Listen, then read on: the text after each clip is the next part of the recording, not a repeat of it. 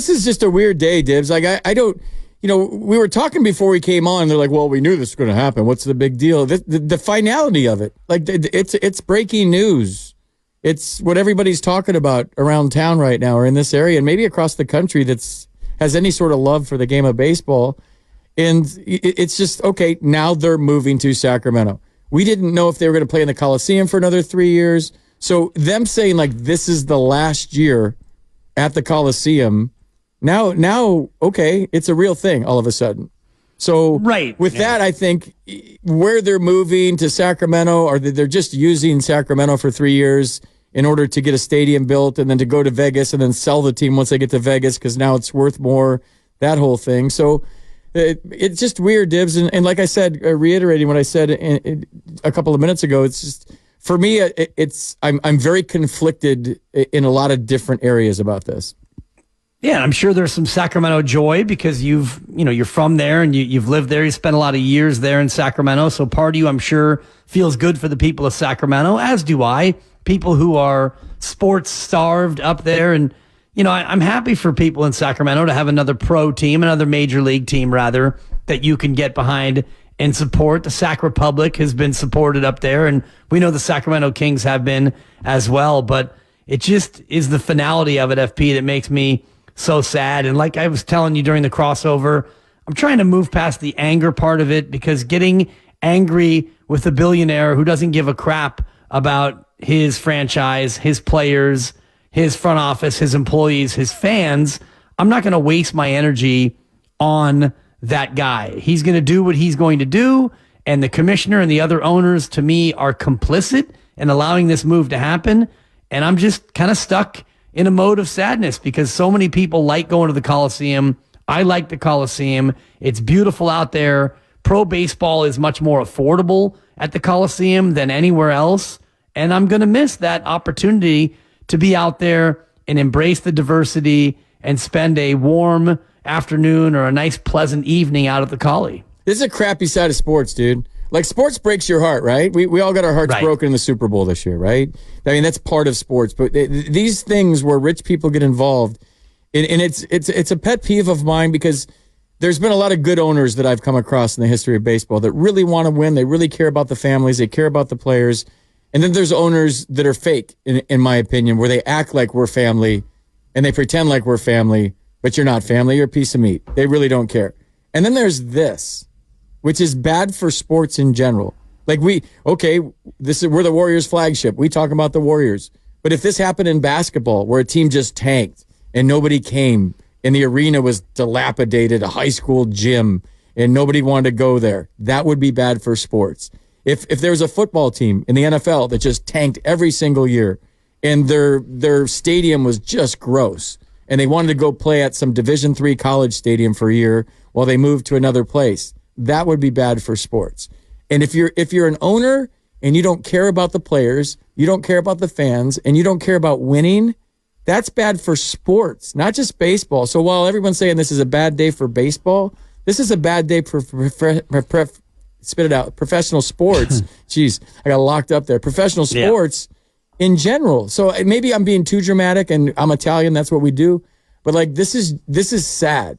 It's a sad day for sports that it's finalized. Dibs, and I have a lot of friends that work for the A's. They got a text message. I want to read it. I'm not going to divulge who it came from today because that person does work for the A's. But there was a staff meeting this morning to tell everybody about potential layoffs and severance coming in November. So that's what they're dealing with. Like, we're fans. The A's are moving to Sacramento. That sucks. They're dealing with getting laid off and severance pay in November. And they got that notice today. That sucks. Exactly. Dude. That sucks. That means you don't care about your employees. You don't care about your fans. You don't care about anybody. We're just going to go make money. And when you're in it just to make money and you don't care about winning, you shouldn't be allowed to be in it. Right. But unfortunately, and this is where I start to have my cynicism come to the forefront, this is the underbelly of all professional sports, certainly Major League Baseball, where you have the other 29 owners who sign on to allow this to happen for a couple of reasons. One, financial. The A's can maybe potentially make more money if this Vegas oasis ever comes to pass. But also, these billionaires don't want to set the precedent where their fellow billionaires have the ability to tell them no. So they don't think about the fans, the employees, or anybody having to do with the actual locality where the team plays. They're only thinking about their own pockets and their own ability to hold their market's feet to the fire, or hold their market hostage if they ever get to that spot. And I know Kansas City just had the voters reject public funding for a possible new stadium there for the Royals and for the Chiefs. And so now the Kansas City owner has the ability to, to play hardball with the fans' hearts if he so chooses. It just makes me sad, but it also reminds me of just what sports is all about at just about every professional level. It is. It's about the almighty dollar. There's no doubt about that, and always will be. And I get that. But if you're going to buy a sports team, let's pretend like we're billionaires right now, and you're going to buy a sports team. I should check my lottery numbers because I actually might be. Dude, if it is, I am so happy for you, and I'll take just a little bit right now just to pay rent. That would be so cool. No, but most of them get into it because they enjoy the sport that they're buying the team. Don't you think? You'd have to like baseball to buy a Major League Baseball team? Or do you think there's some billionaires out there okay, look at the Warriors, dude. Joe Lacob bought them for what, $700 million, and now they're worth $8 billion? Way less than that. Less than that? And they're $8 billion? Okay, $400 million. So now they're $8 billion. So that's kind of what you do as an owner. And I've just learned this recently over the last 3 or 4 years, that it's not about what you make in a season as an owner. We sold out, we led the league in attendance, or we didn't. It's about the investment that you make. It's not about your payroll. It's about the investment. So while teams will cry poor, we're in the red this year. That was a tough season. We only averaged 25,000 fans. Okay, but you bought the team for this, and you can sell the team for this. It's just like having a stock. It's like having a home that you bought, at the lowest part of the market. Now the market's taken off. That's where you make money as an owner. You don't make money on a year-to-year basis as a pro sports team owner. So I don't know. I'm not going to sit here and get into the politics of it, Dibs, because I don't know all that stuff. It's all I know is playing for that team, and it was the funnest year I ever had in baseball. In front of some of the most passionate fans I ever played in front of, that were there every single night, whether it was cold, whether it was warm, and just really loud, passionate, awesome fans. I feel bad for them, and it's a storied franchise. This is a 4-time world champ, Dib. This isn't the Expos movie, and even though that sucked.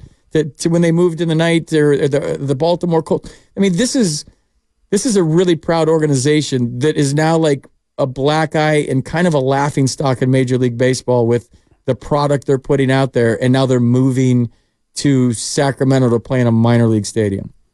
Right, and the thinking for me anyway is they're going to continue to be this same organization, just 87 miles to the east. It's not like the owner is suddenly going to loosen up the purse strings, or they're going to go about looking to win in a different fashion. All this is uprooting from Oakland, and the whole "rooted in Oakland" slogan was a bunch of crap from the start. They were never going to be rooted in Oakland.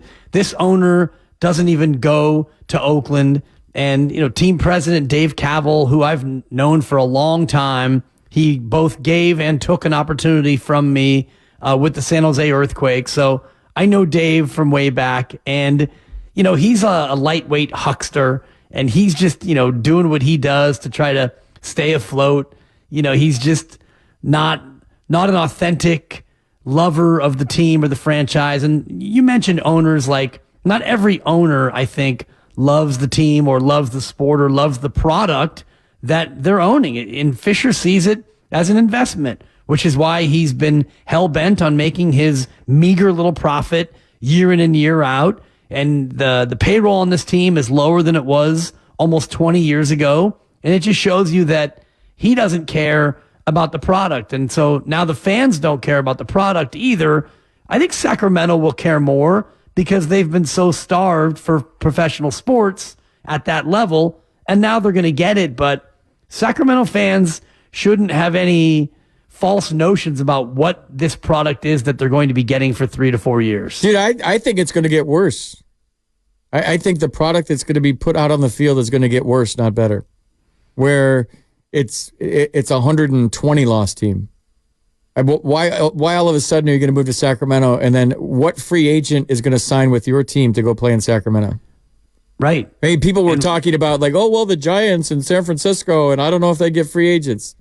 Like, if I'm a player, I'm going to go play in Sacramento at a minor league stadium, and it's going to be a minor league team, not one free agent, unless you get a guy via trade like J.D. Davis. I mean, dude, who's going to want to play in Sacramento, dude? This is going to get worse before it gets better. At least Vegas, if you get a ballpark, it's on the Strip, and it's Vegas, and all of a sudden you sell the team, and you got a new owner that wants to spend money, and it's Vegas. I'll go play in Vegas. I might not have a good season. I might be out too late every night. I might be playing for free if I'm gambling, but at least it's Vegas. And I'm not trying to like. I grew up in the 916, dude. I'm passionate about the 916. It's a baseball town. They will support the team. I wouldn't be shocked if after 4 years they say, let's just keep them here. This is great. We're getting $20,000 a night. We're getting $25,000 a night. Have a nice, small, intimate Wrigley Field type setting downtown. In Sacramento, as you know, Dibs, the summer nights are fantastic. Even if it's 102 during the day, it's 65 at night. It's a dry heat, FP. No, with the ocean breeze at night, we used to open our windows. We didn't even need air conditioning at night. So you get the breeze coming from the bay at night. It's beautiful weather. I played for the River Cats for 2 years, and the night games it's perfect. It's perfect for fans. It's perfect for players. Day games, on the other hand, suck. But so I'm just saying, I would not be shocked if the team stays there for a long time. Yeah, Lord knows this Vegas plan feels like a house of cards more than an actual plan. We're going to talk Kuminga and Wiggins coming up here in 10 minutes. But first, Eugene in Oakland wants to weigh in on MLB. What's up, Eugene? You're on with Willard and Dibs. FP in for Mark today. Okay, thank you for this opportunity. You know, the people that's to blame for Oakland's demise is the owners of baseball. They should not let that guy destroy a franchise for years. Oakland is a proud franchise. You know, they won 3 straight championships. When a good family like the Hart family bought them, that's interesting. A lot of people, Laker, if he would have bought them, he'd have did it. The Hart family is nice people, and there are other nice, people that could have bought that team. That being said, football have a lot of respect. They got rid of the bad guys. Basketball have a lot of respect. They got rid of the bad owners in basketball. The guy in Phoenix, I think it was. Now, the thing is, Sacramento ought to be ashamed of themselves. They should not they ought to punish them for coming there. See, that's what's wrong, They should stand up for Oakland. No, we ain't going to support a crook like that. I mean, that's wrong. It's just like cheering a guy that's beating up on a Muhammad Ali if he beat up on a 10-year-old or something. You see what I'm saying? People are so stupid. Yeah. Support Oakland, man. Don't support this guy. I mean, anybody go there, they should be ashamed of themselves. Yeah, thank you, Eugene. I appreciate the phone call and the sentiment. What do you think about that, FP? I know Vivek Ranadive, the Kings owner, played a big role in getting Oakland to Sacramento. What do you think about backlash against the city of Sacramento and the people for trying to support this A's team? I don't think that's going to be the case at all. He owns the River Cats as well. So the weird part about this dynamic, Dibs, is I guess the River Cats are staying there and they're going to bounce around and there's going to be games at that field all the time and it's going to be It's going to look like a cow pasture after 2 months if there's games on it every single night.